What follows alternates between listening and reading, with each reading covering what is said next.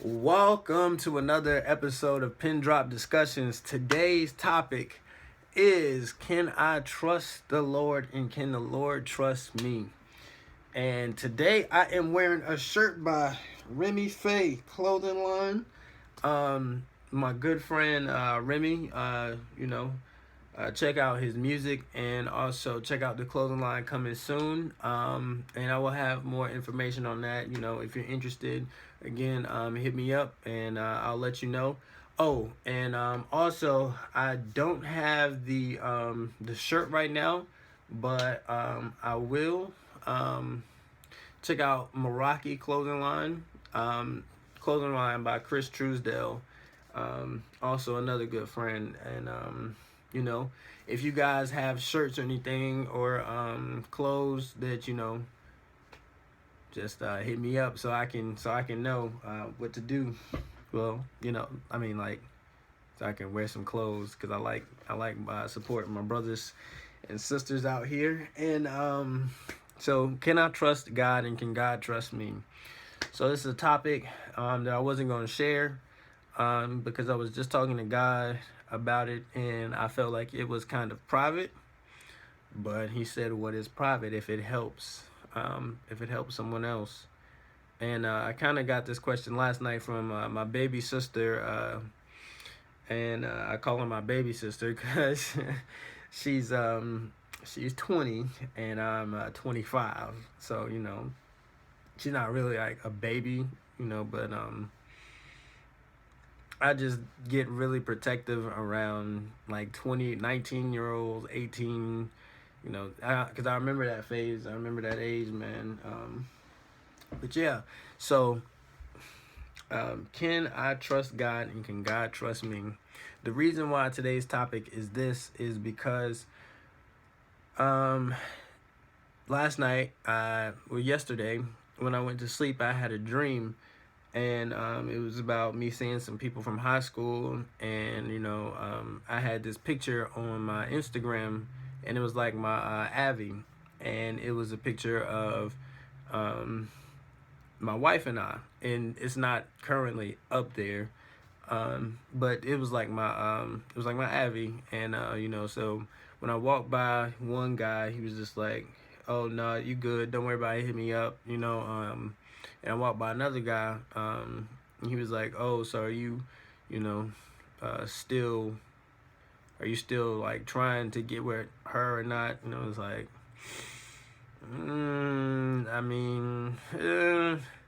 So in the dream, I was conflicted, and today,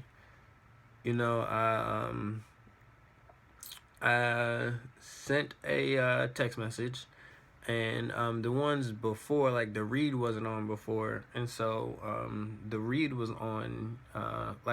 So now when you get the iMessage, you see like the read, and it said like read on Tuesday, and then I looked at it today after I sent the message this morning, and it said delivered.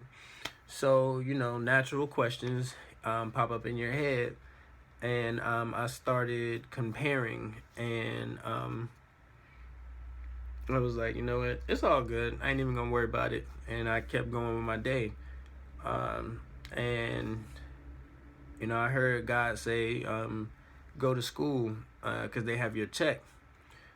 Well, I heard God say go to school, and I added a little bit because I wanted the money. So, I was like, okay, well, I'm about to go up there and I'm about to go get my check because, my other sister got a Mac and she got it for sale. And I'm about to get that because, that would help with the videos. Oh, it looks like it's in line. Oh, it looks like this is perfect time for God to come through with the come through, because you can't get a Mac for that low. Like, oh, yeah, this is perfect. It looks like it's in line. Boom, get to school. I heard go. And I get there. Sorry, baby, we don't got no check for you. Well, double check. Just double check, because I had it in my spirit to come here. No, nothing. So as I'm driving off, I'm like, okay, I don't even care, man. And I just started playing some music, and I heard turn around. And I turned around, and like the school that I go to, you had to like go all the way around this little loop. And instead of parking in the parking lot, I went to park in the one behind the library. And then I went over to Dr. Ward's office, and I said, "Is Dr. Ward in?" He said, "No." I said, "Okay." And I like started explaining the issue, because I mean all she said was no, and I was like, "Oh my God, man!" And I saw the look on her face, like, there was no asking any questions, like, what did you need, like, why did you need him for? It was just no. It was like, well, look, I came to talk to somebody, because my check said, they said I was supposed to get a refund on December the 6th. And besides December the 6th, like, we were supposed to have a refund back in like October. And now I'm coming back, it's January, we don't have no refund. So I need to talk to somebody, because it has on my account where the refund was distributed as a zero balance. And now I'm looking at my account again, and it's talking about the spring of 17 balance. And I'm like, so now it's not even up there no more. So I need to know what's going on. And then she was like, oh, okay, well, go talk to, this person. If they're not there, then go talk to this person. And I walked out, and then I went up there to the student office, student affairs office, and they said, well, no, he's not in right now. And the other guy you asked for, he's not coming in today. I'm not expecting him to come in today. And so I was like, okay. And I was like, you know what? Let me just leave a message. And she was like, okay. And I was like, my name is Tyler Parker. And I started telling her exactly what happened. I was like, I've been up here 3 or 4 times, and, nobody in the office is doing, what I'm saying? Like, I've been up, well, it's not that they're not doing it. It's like they said one thing, and then, I had to go bounce back and forth between financial aid and the registrar, not the registrar, but the student cashier office. And they're like, well, we don't have it because, we're waiting on them, and then they're waiting on them. And then, so, all this back and forth, I'm like, well, look, I need help. And then I left, and I started playing gospel music in the car, and I started drowning out my thoughts with the praise of the Lord.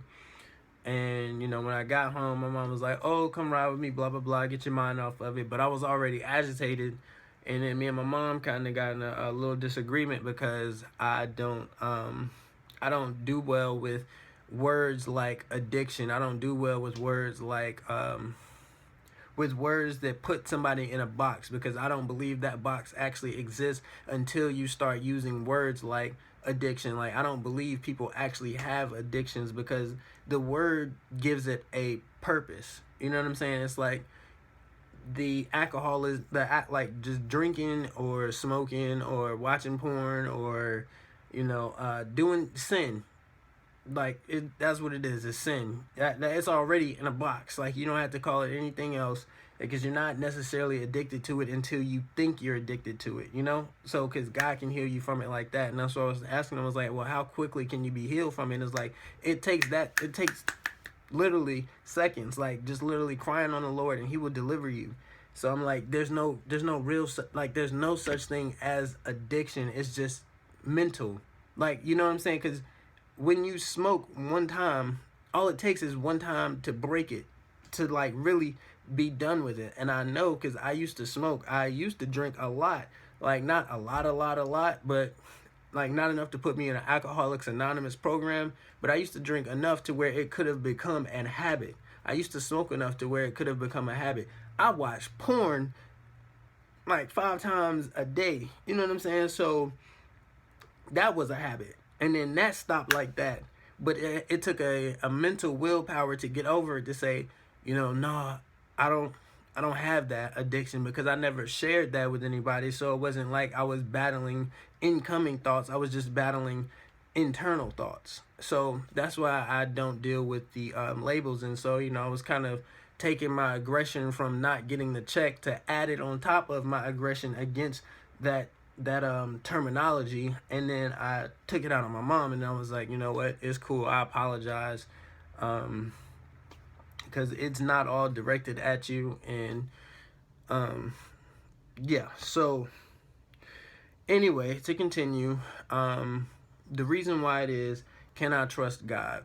I was sitting in my room, and I was about to lay down, because my sleep pattern is a little different right now until I get back in school.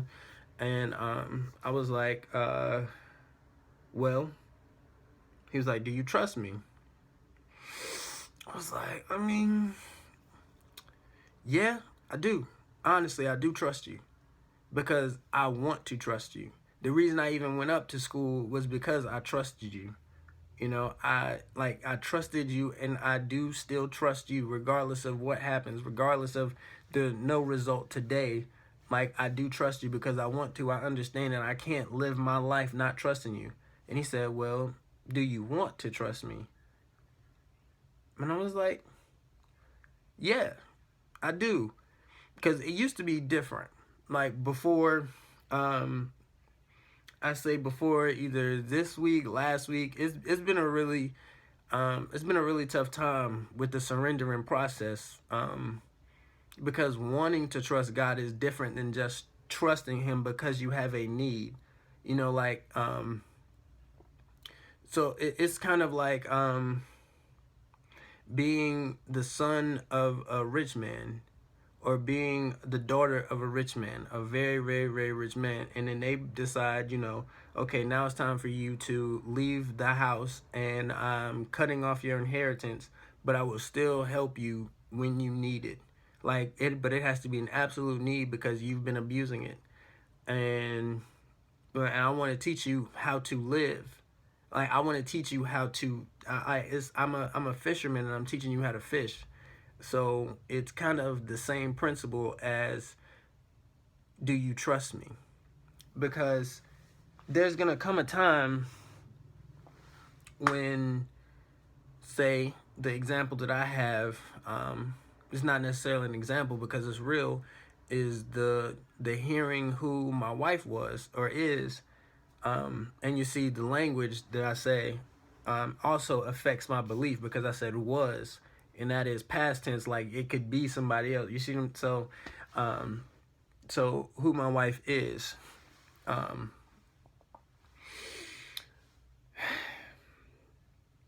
It gets hard when your faith is tried, you know, and it's going to be tried in multiple areas.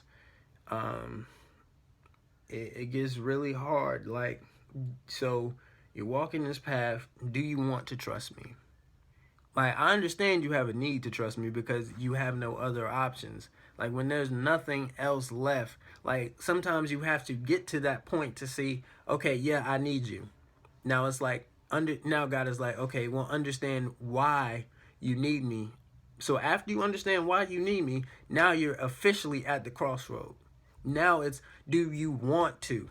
Because now you have a choice. You have the maturity to make a choice. Like, okay, so because I'm a gentleman, I'm going to ask you, do you want to or not? And the decision that I have is that I do. I do want to. And I understand it gets hard. And sometimes I'm going to cry about it. Sometimes I'm not going to like it. But I understand that I really do want to. My heart wants to. Because sometimes I was telling my sister Chrissy, I was like, the head and the heart are racing to get to your mouth. So because your head is faster, sometimes the words that we spew out aren't necessarily the feelings that we have. Because your mind is quicker to get to your tongue than your heart is. And we know that really what we want to say is down here, is in our heart. Because it's like the head, you can think anything else. Like I can think the sky, I can think this room back here is purple, but I know in my heart, like it's yellow. Like I know in my head that it's yellow, but I could, like your mind is so powerful that you can actually think that is purple. You get a child right now and tell them that color is purple, what are they going to think when they grow up? Everybody else knows it's yellow. But anyway, yeah, because this is getting personal, so I'm kind of trying to distract myself. So with no answer to the text message, and I have to understand that I'm not waiting for her to respond. I'm waiting for God to say, okay, you actually do believe in me. You actually do believe me, who I am. You do take me at my word. Like, it is nothing more beautiful than taking the man the spirit that created everything. Everything. And I say man because I put it in my own understanding, so forgive me for that, because God is a spirit. And he's all powerful and all knowing.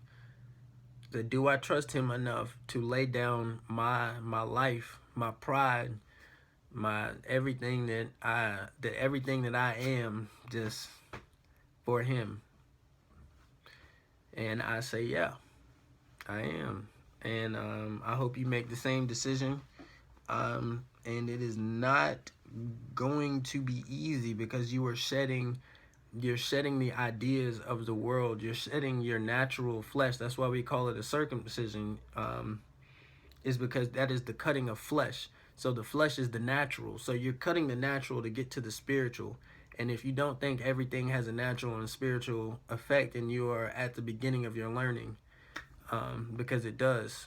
Like, even your words that you say, like, they're not naturally happening. You know what I'm saying? Like, so you say, you speak something, you're like, oh, I'm going to get that job. That has a spiritual, oh man, I forgot the word. Yeah, that has a spiritual meaning behind it, because it hasn't happened yet.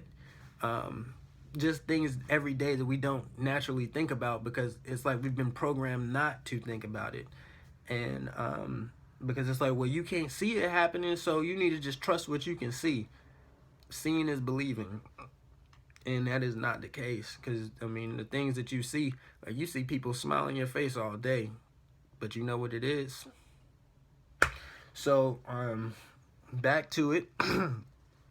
For me, my question, if this helps you, if you're searching for your husband, if you're searching for your wife, and, you know, it doesn't look like what you want it to because of the perspectives that you see in the world that are portrayed, if you're not getting a response, if you're not, if you feel like you don't see it, God is asking you a question. He's asking you, do you believe me? Do you take me at my word? And, you know, my baby sister asked me last night, she said, what if you get married first? And then, you know, God, you know, and what if that never happens? And I said, well, first, I understand that God's word will not return unto him void. And I can't give you scripture without, you know, giving you a Bible verse for that. I'm looking for my book. It's in the other book. My word will not return to me void. Isaiah, what was that? 55. Let me see. Hold on. Let's check.